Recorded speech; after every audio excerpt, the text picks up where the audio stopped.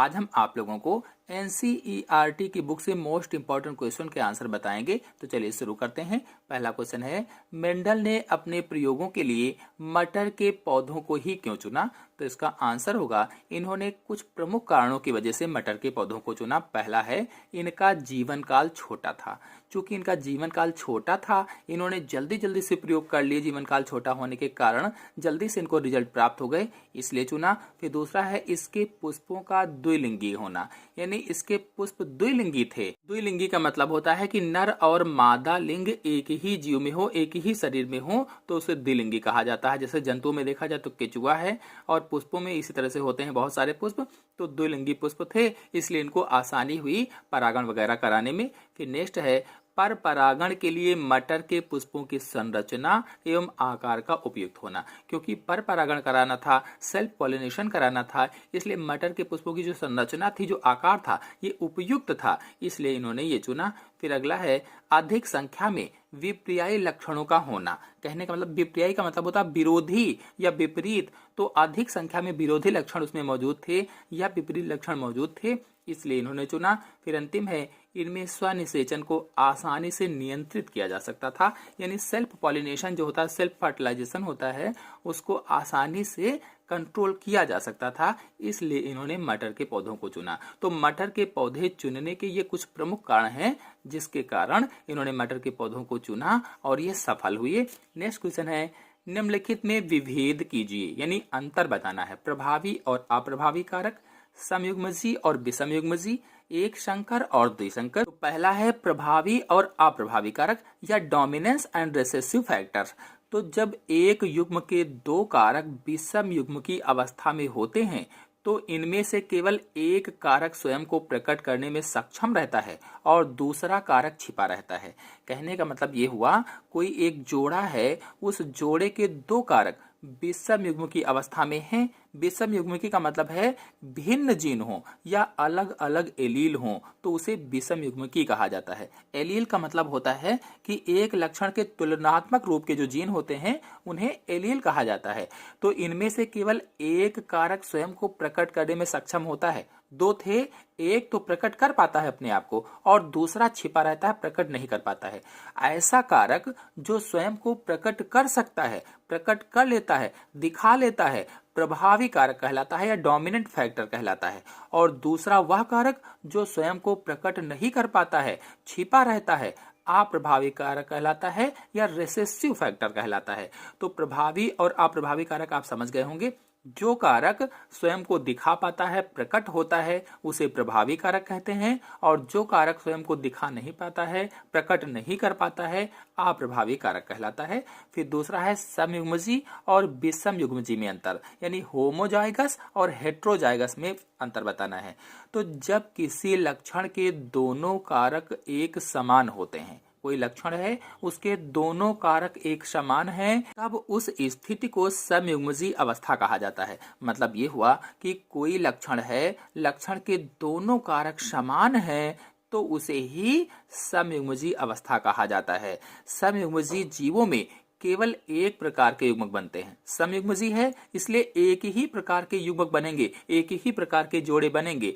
जब किसी लक्षण के दोनों एलील्स या कारक अलग अलग होते हैं, तब यह स्थिति विषम युग्मजी अवस्था कहलाती है। एलील्स का मतलब मैंने आपको बताया है कि एक लक्षण के जो तुलनात्मक रूप से जीन होते हैं, उन्हें एलील कहा जाता है। तो बताया गया है कि जब किसी लक्षण के दोनों एलील्स या कारक अलग अलग हों, तब यह स्थिति विषम युग्मजी अवस्था कहलाती है। और विषम युग्मजी जीव से दो प्रकार के युग्मक समान संख्या में बनते हैं, यानी दो प्रकार के युग्मक अलग अलग बनते हैं, जबकि उसमें एक ही प्रकार का बनता था। तो समयुग्मजी में क्या होगा, जब किसी लक्षण के दोनों कारक समान हो, एक समान हो, तो उसे समयुग्मजी, और जब किसी लक्षण के दोनों कारक अलग अलग हों, समान ना हो, तो उसे विषम युग्मजी कहा जाता है या हेट्रोजाइगस कहा जाता है। फिर आते हैं अगले अंतर पर, एक संकर और द्विसंकर, यानी मोनोहाइब्रिड और डाईहाइब्रिड क्रॉस पर। तो इस पर वीडियो मेरे चैनल में अपलोडेड है, फिर भी हम बता देते हैं जल्दी से। यदि किसी संकरण में, संकरण यानी क्रॉस में विश्लेषण के समय केवल एक लक्षण का अध्ययन किया जाता है, तो ऐसा संकरण एक संकर संकरण कहलाता है। यानी यदि कोई क्रॉस हो रहा है, उस क्रॉस में केवल एक लक्षण को लेकर के अध्ययन किया गया है, एक लक्षण को लेकर के बताया गया है, तो उसे एक संकर संकरण कहा जाता है या मोनोहाइब्रिड क्रॉस कहा जाता है। और यदि किसी संकरण में विश्लेषण के समय एक साथ दो लक्षणों का अध्ययन किया जाता है तो उसे द्विसंकर क्रॉस कहा जाता है। यानी ऐसे संकरण को द्विसंकर क्रॉस या डाई हाइब्रिड क्रॉस कहते हैं। किसको? जब दोनों लक्षणों का अध्ययन हो, दो लक्षणों का विश्लेषण हो, तो उसे डाई हाइब्रिड क्रॉस कहा जाता है। फिर नेक्स्ट क्वेश्चन है, मानव में लिंग निर्धारण कैसे होता है? तो मनुष्य में सेक्स डिटरमिनेशन बताना है, कैसे होगा? तो पहले परीक्षा में कैसे लिखेंगे इसको हम ये देख लेते हैं। इसके बाद इसको हम तुरंत अभी समझाएंगे ताकि आपके माइंड में बिल्कुल फिट हो जाए, समझ में आ जाए। जब भी प्रश्न पूछा जाए तुरंत आप लिख लें। तो मनुष्य में युग्मक जनन के द्वारा युग्मक बनते हैं, यानी गैमेटोजेनेसिस के द्वारा युग्मकों का निर्माण होता है। कहने का मतलब यह है कि पुरुष में शुक्र जनन यानी स्पर्मेटोजेनेसिस होती है, और जो स्त्री होती है, स्त्री में अंड जनन या ओजेनेसिस होती है। तो इन्हीं दोनों को मिलाकर के गैमेटोजेनेसिस कहा जाता है या युग्मक जनन कहा जाता है।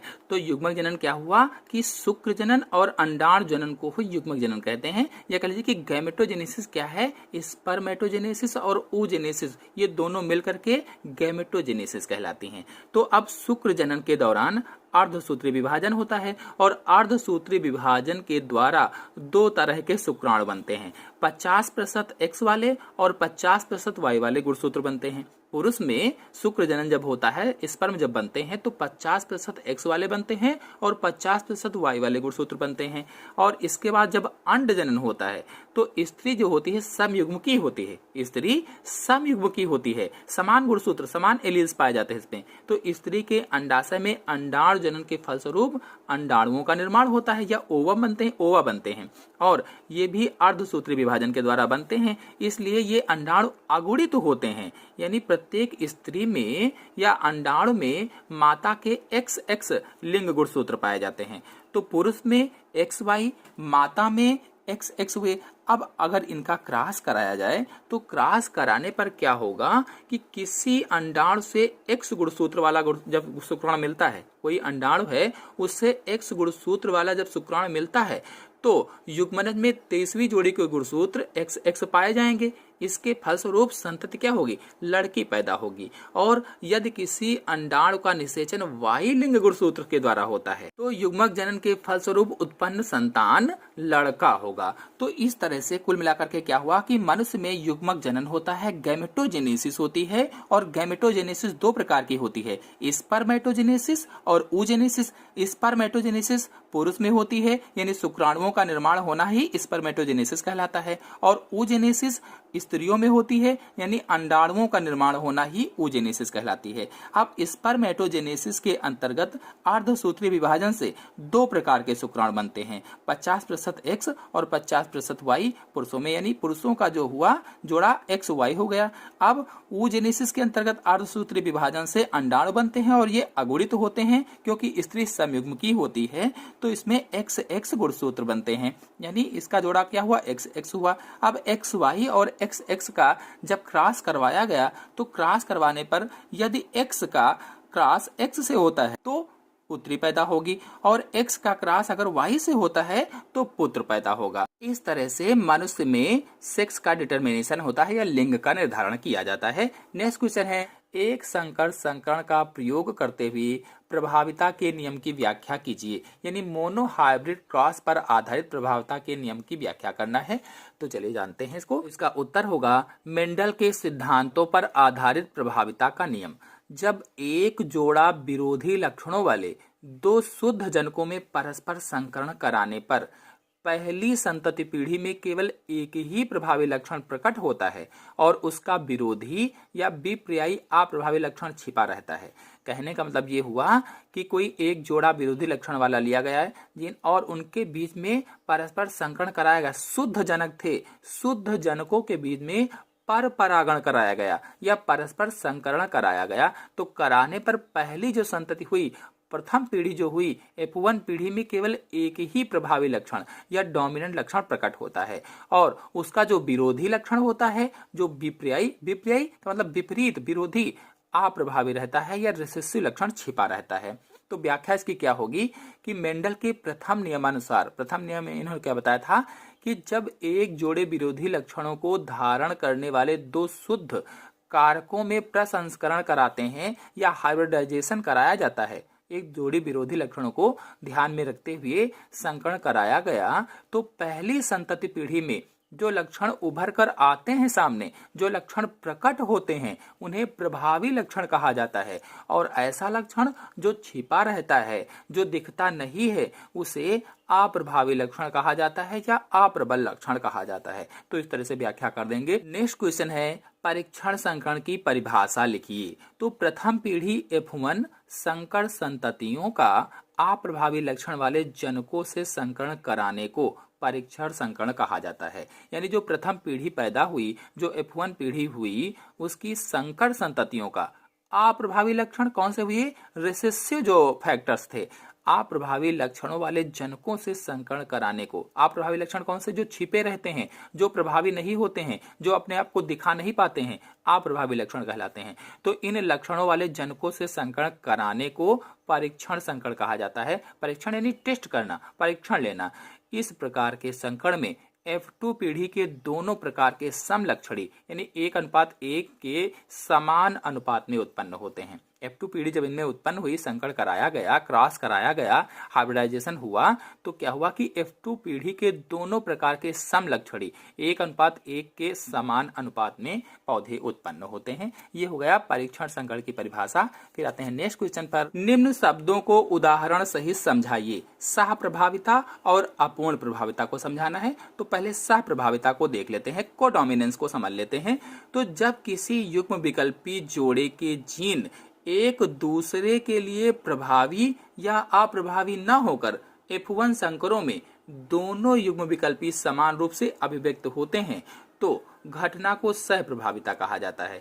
यानी कोई युग्म विकल्पी जोड़ा है, उसके जो जीन हैं एक दूसरे के लिए प्रभावी या अप्रभावी नहीं हो रहे हैं, और F1 जो संकर पैदा हुई, जो पीढ़ी पैदा हुई, दोनों युग्म विकल्पी समान रूप से अभिव्यक्त होते हैं, तो उसे ही या इसी घटना को सह प्रभाविता कहा जाता है। कहने का मतलब यह हुआ कि जब किसी पीढ़ी के दोनों युग्म विकल्पी समान रूप से और साथ साथ दिखते हैं, प्रकट होते हैं, अभिव्यक्त होते हैं, तो ऐसी आनुवंशिकता को सह प्रभाविता कहा जाता है। सीधी सी भाषा में कहें तो जब दोनों जीन अपने लक्षण साथ साथ प्रकट करते हैं, तो उसे ही सह प्रभाविता कहा जाता है या कोडोमिनेंस कहा जाता है। उदाहरण के लिए मवेशियों में आवरण के रंग की जो सह प्रभाविता होती है, वो इसका प्रमुख उदाहरण है। फिर आते हैं अपूर्ण प्रभाविता पर या इनकम्प्लीट डोमिनेंस पर। अपूर्ण प्रभाविता में क्या होता है कि F1 संकर जीवों का लक्षण प्रारूप दोनों समयुग्मजीय जनकों से नहीं मिलता है, अपितु होता क्या है कि दोनों के बीच का होता है। कहने का मतलब ये हुआ कि अपूर्ण प्रभाविता में जो एलिलोमार्फिक युगल होते हैं, युगल के दोनों एलिलों के बीच प्रभावी या अप्रभावी संबंध नहीं होता है, किंतु ये मध्यम लक्षण प्रारूप होता है, यानी बीच का लक्षण दिखता है, तो उसे ही अपूर्ण प्रभाविता कहा जाता है। या दूसरी भाषा में कहें तो जब संतान माता पिता जैसी ना हो, उससे मिलती जुलती ना हो, तो उसे ही क्या कहा जाता है कि अपूर्ण प्रभाविता कहा जाता है। ना मिलती जुलती हो कहने का मतलब एक नया तीसरा लक्षण प्रकट हो रहा हो, मतलब संतान बिल्कुल अलग हो, तो उसे ही अपूर्ण प्रभाविता कहा जाता है। अर्थात जनकों से मिलता जुलता ना हो, तो क्या हो गया? अपूर्ण प्रभाविता हो गया। नेक्स्ट क्वेश्चन है कायिक अलिंगी गुणसूत्रों के कारण होने वाले किन्हीं दो आनुवांशिक विकारों का उनके लक्षणों सहित उल्लेख कीजिए। कायिक अलिंगी गुणसूत्रों के कारण होने वाले किन्हीं दो आनुवांशिक विकारों के बारे में बताना है। तो पहला है डाउन सिंड्रोम या मंगोलिज्म। डाउन सिंड्रोम को मंगोलिज्म भी कहा जाता है। सन 1866 में इंग्लैंड के लैंगडन डाउन ने मंगोली जड़ता, जड़ बुद्धिता रोग का अध्ययन कर इन व्यक्तियों के गुणसूत्रों की ट्राइसोमिक अवस्था का वर्णन किया था। इसके बाद इसका अध्ययन लिजून ने किया था। लिजून ने इसके बाद अध्ययन किया। लगभग 700 बच्चों में से एक बच्चा इस सिंड्रोम वाला था। 700 बच्चे थे, उसमें से एक बच्चा इस सिंड्रोम वाला था। इनकी 21वीं जोड़ी के ऑटोसोम्स में 2 की जगह 3 गुणसूत्र होते हैं। जो 21वीं जोड़ी का ऑटोसोम्स होता है उसमें 2 की जगह पर 3 गुणसूत्र पाए जाते हैं, अतः इसमें कुल गुणसूत्रों की संख्या 47 हो जाती है। अब जो 21वीं जोड़ी है उसमें 2 की जगह पर 3 हो गए तो कुल कितने हो जाएंगे गुणसूत्र? 47 हो जाएंगे, यानी गुणसूत्रों की संख्या कितनी भी? 47। इस सिंड्रोम से ग्रसित व्यक्ति की आंखें तिरछी एवं पलकें मंगोलों की तरह थी या मंगोलों की भांति वलित थी, सिर गोल था, त्वचा कैसी थी? खुरदरी थी, जीभ मोटी थी, अंगुलियां ठूंठेदार एवं मुख खुला सा रहता था। ये मंद बुद्धि वाले होते थे और इनका कद भी छोटा होता है। इनके जननांग सामान्य किंतु पुरुष नपुंसक होते हैं। जननांग सामान्य होते हैं लेकिन जो पुरुष होते हैं वो नपुंसक होते हैं एवं इनकी आयु लगभग 12 से 14 साल तक होती है। जो डाउन सिंड्रोम वाले व्यक्ति होते हैं, जो मंगोलिज्म होते हैं, इनकी आयु कितनी? 12 से लगभग में 14 साल तक होती है। फिर नेक्स्ट है पटाऊ सिंड्रोम। तो पटाऊ सिंड्रोम के अंतर्गत क्या है? इसका अध्ययन के पटाऊ ने किया था। चूंकि के पटाऊ ने किया इसलिए इसका नाम इन्होंने रख दिया पटाऊ सिंड्रोम। या 13वीं जोड़ी के अलिंगी गुणसूत्र की ट्राइसोमिक अवस्था के कारण होता है। 13वीं जोड़ी के अलिंगी गुणसूत्र की ट्राइसोमिक अवस्था के कारण, ध्यान रखेंगे आप लोग। और इस सिंड्रोम से पीड़ित बच्चों के शरीर में बहुत से लक्षण बनने लगते हैं, जैसे तालू में दरार हो जाती है, रुधिर परिवहन का अनियमित हो जाता है, मस्तिष्क का अल्प विकास होता है, बहरापन, हृदय एवं अन्य तंत्रिकाओं की विकृतियां उत्पन्न हो जाती हैं। ऊपरी जो होस्ट होते हैं बीच से कटकर हेयर लिप बन जाते हैं। पटाऊ सिंड्रोम से प्रभावित बच्चे 3 माह तक जीवित रहते हैं। इस सिंड्रोम से प्रभावित बच्चे कितने साल तक जीवित रहेंगे? केवल मात्र 3 माह तक जीवित रहेंगे।